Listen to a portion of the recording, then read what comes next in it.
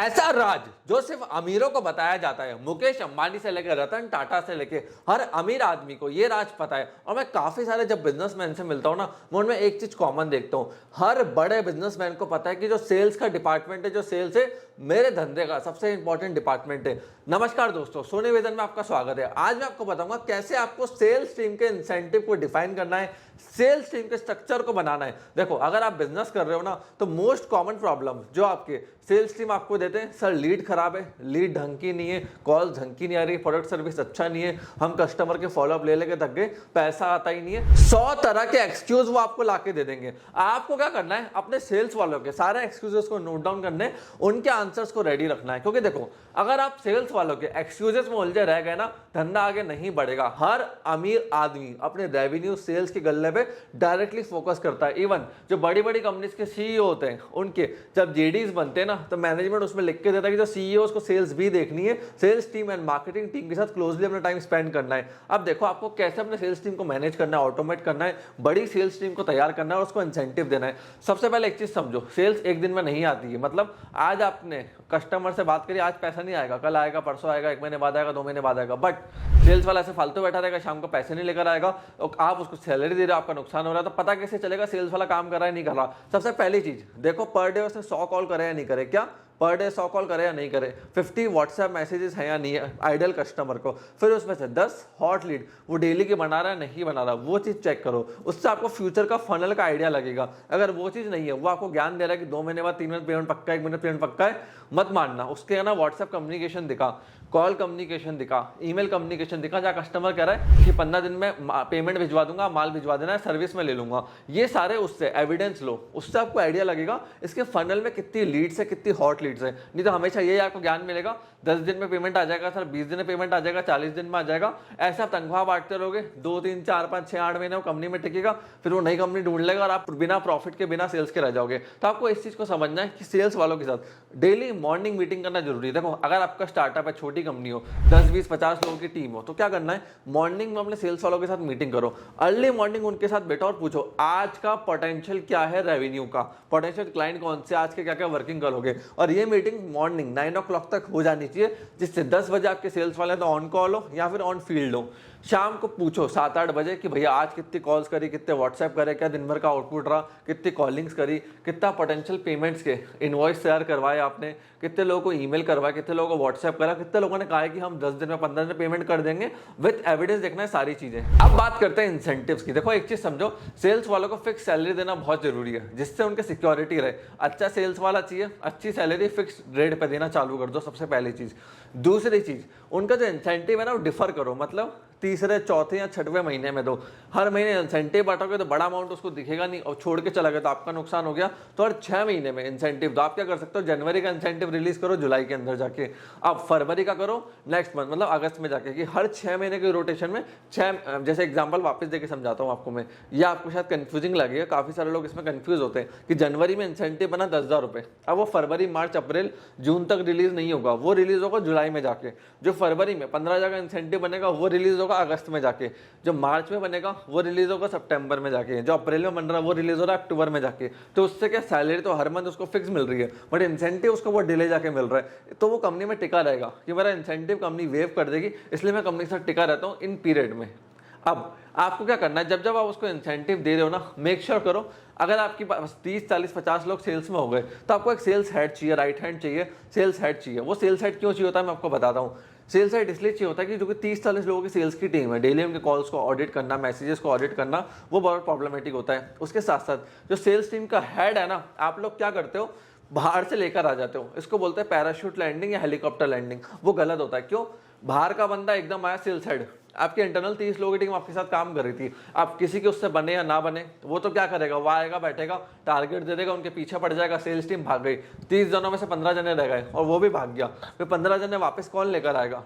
तो इंटरनली लोगों को पिकअप करो, इंटरनली लोगों को वीडियोस दिखाओ, उनको ट्रेनिंग दो, उनको मोटिवेट करो, अपने साथ बिठाओ, बात करो। देखो, ओवर परफॉर्मर कौन है उसको हेड बनाओ, उसको इंटरनल सारी चीजें पता होती है आपकी कंपनी की। साथ साथ जो आपके सेल्स का हेड है ना, एक चीज समझना, आप उसको सेल्स के ऊपर बहुत छोटा इंसेंटिव दो, बट प्रॉफिट पे अच्छा इंसेंटिव दो। देखो, जो मेरे सेल्स का हेड होता है, मैं उसको प्रॉफिट पे बहुत अच्छा इंसेंटिव देता हूँ एक टर्नओवर अचीव होने के बाद। आप लोग क्या करते हो, छोटे छोटे है ना टर्नओवर्स के बेसिस पे आप लोग उसको बहुत छोटा 100,000 10,000 रुपए का बांट दोगे, वो नहीं करना होता।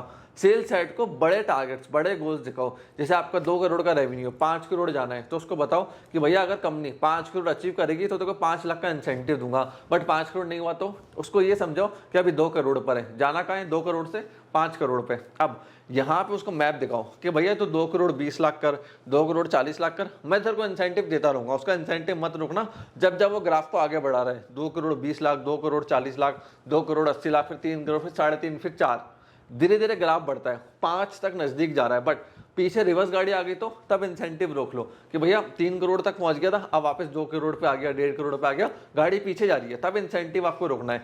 बट बड़े गोल्स की तरफ जो आपने दिया है 5 करोड़ 10 करोड़ का, उसकी तरफ जा रहा है, तो उसको धीरे धीरे इंसेंटिव देते रहो, उसका मोटिवेशन बिल्ड होता रहेगा। और मैंने जैसा आपको पहले समझाया था, सेल्स हेड को प्रॉफिट में से दो, उसको प्रॉफिटेबिलिटी समझाओ कि भैया अपने टीम में से आउटपुट ले, हम उसको लीड्स दे रहे हैं, सैलरी दे रहे हैं, सिस्टम दे रहे हैं, कंपनी खर्चा कर रही है सस्ता, तो इस पे हमें आउटपुट अच्छा मिलना चाहिए। तो वो आउटपुट ड्रिवन सोचेगा, ना कि रेवेन्यू ड्रिवन। आप एक चीज़ सोचो, आपने सेल्स हेड को बोला कि देखो 10 करोड़ करना है, अब वो क्या बोलेगा कि लाओ सर 100 बंदे सेल्स के लिए हो, मैं 10 करोड़ करके देता हूँ। अब उसके अंदर क्या होगा, आपके पीएनएल में ना 10 करोड़ तो अचीव हो गया, मालूम पड़ा आप घर 1 लाख रुपए लेके जा रहे हो।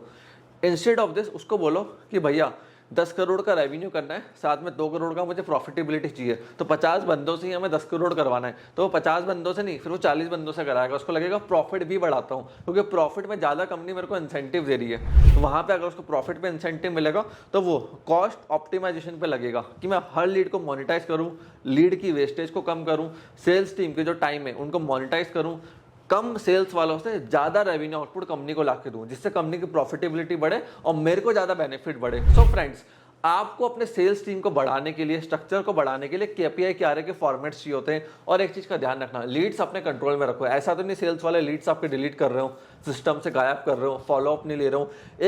एक काम करना, अगर आपके पास 10-20 सेल्स के लोग हैं ना, एक बैकएंड में ऑफिस में एक आदमी बैठा दो 10 से 12,000 15-20,000 का। या फिर एक काम कर सकते हो, जो मार्केटिंग वाला होता है ना, जनरली मैं इस टैक्टिक को करता हूँ, उससे क्या होता है मार्केटिंग वाले को आइडिया भी लगता है कि लीड्स की क्वालिटी क्या आ रही है, कहाँ दिक्कत है, सेल्स में क्या प्रॉब्लम है। या मेरा अच्छा खासा मैनेजमेंट पूरे कॉल से बैठता है एक दिन फॉलोअप लेने के लिए, महीने के एंड में उस पर कॉल्स आती हैं, फॉलोअप होता है कि सर आपने हमारे यहाँ से सर्विस ली थी, क्या दिक्कत आई, क्या हम में कमी थी, क्या हम में अच्छा था, क्या हम बेटर कर सकते हैं। उससे हमें आइडिया लगता है बहुत ज़्यादा कि भैया ये हमारे कमी थी, ये हमारे बहुत अच्छा परफॉर्मेंस था और इस पर हम अच्छे से कर सकते हैं। तो ये चीज़ आपको ध्यान रखनी है कि फीडबैक कंटिन्यूसली लीड्स के ऊपर महीने में एक बार पूरे मैनेजमेंट को बैठाओ, कॉलिंग लगवाओ, उससे आपको आइडिया लगेगा आपका सेल्स वाला कर क्या रहा है, कस्टमर ला रहा है, कस्टमर भगा रहा है, ये बहुत अच्छे से आपको पता होना चाहिए। प्लस मैं क्या करता हूँ, जो मेरे प्रोडक्ट और सर्विसेज हैं, हर हफ्ते मेरे सेल्स वालों को 3 से 4 घंटे उनकी ट्रेनिंग दी जाती है। उनसे हम क्वेश्चन पेपर में लिखवाते हैं, क्वेश्चन ये रहा, अब 4 पन्ने का आंसर लिखो, जिससे मुझे पता तो चले कि मेरे सेल्स वाले को सर्विस के बारे में, मेरे प्रोडक्ट के बारे में आइडिया है या नहीं है। मालूम पड़ा कस्टमर के सामने जाकर चै चै चै करता रहे, ले लो ले लो ले लो, पैसे दे दो, बेकार चीज़ होती है। कस्टमर की प्रॉब्लम को आइडेंटिफाई करना आना चाहिए सेल्स वालों को कि भाई इसकी प्रॉब्लम क्या है, इसको चाहिए क्या। ऐसा तो नहीं वो पीछे पड़ जाए कि लो लो लो, पैसे लाओ पैसे लाओ, कंपनी में शाम तक गल्ला दिखाना है, वो सबसे गलत होता है। पूरी कंपनी की रेपुटेशन वही चीज डुबाती है, इस चीज का ध्यान रखना। सेल्स वाले को है ना प्रॉब्लम सॉल्विंग होना चाहिए, कस्टमर ये रहा, उसकी समस्या ये रही, राइट प्रोडक्ट ये रहा, और ढंग से वो बात करे। पैसों की बात देखो, पैसा अगला वाला अपने आप देगा। आज आप अमेजोन पे जाते हो, फ्लिपकार्ट पे जाते हो, ऑनलाइन जाते हो, अपने आप खरीदते हो ना, या अमेजोन से कॉल आता है कि ले लो भैया ले लो, ये ले लो, 200 रुपये का हम 200 रुपये का हम 150 रुपये में दे देंगे, 100 रुपये लगा लेंगे भैया, ऐसा होता है नहीं। अमेजॉन प्रॉब्लम सॉल्विंग है, मतलब सारी इन्फॉर्मेशन अमेजॉन में मिलती है विद कस्टमर रिव्यू। आप किसी दुकान पे चले जाओ, मार्केट में चले जाओ, 1000 रुपये का आइटम आपको बार्गेनिंग का तो 600-700 रुपये का दे देते हैं। क्यों? वहाँ कंपटीशन है, उनको आपकी प्रॉब्लम सॉल्विंग से कोई मतलब नहीं है। लिमिटेड प्रोडक्ट से उनको बेचना है उठा के कि आप आगे बेचो। Amazon, Flipkart, Myntra, online platforms are problem solving, so they don't give much discount, rather than they are focus on solving your problems. तो आपको भी क्या करना है, अपने सेल्स टीम को ऐसे ही तैयार करना है कि भैया कस्टमर की प्रॉब्लम क्या है, उसको सॉल्व करो, उससे फीडबैक लो। अगर कंपनी के पास सोल्यूशन ही नहीं जो कस्टमर को चाहिए, तो सेल्स वाले फीडबैक लेके आए। अब कंपनी की जिम्मेदारी वो सोल्यूशंस को रेडी करे और सेल्स वाला को दे, ताकि वापस सेल्स बढ़े।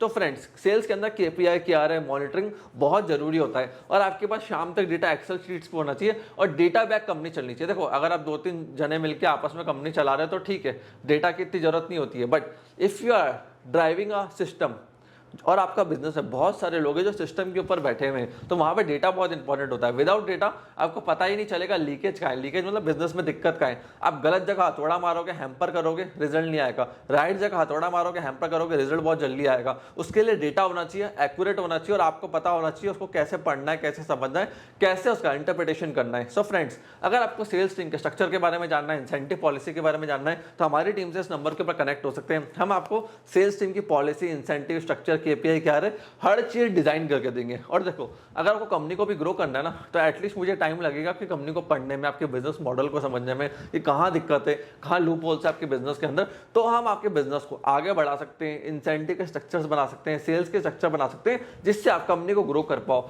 फ्रेंड्स, अगर आपको वीडियो पसंद आई तो वीडियो को लाइक करिए। कोई भी डाउट, क्वेश्चन है रिगार्डिंग सेल्स, ग्रोथ, लीड्स, कुछ भी डाउट्स है, कमेंट सेक्शन आपके लिए ओपन है।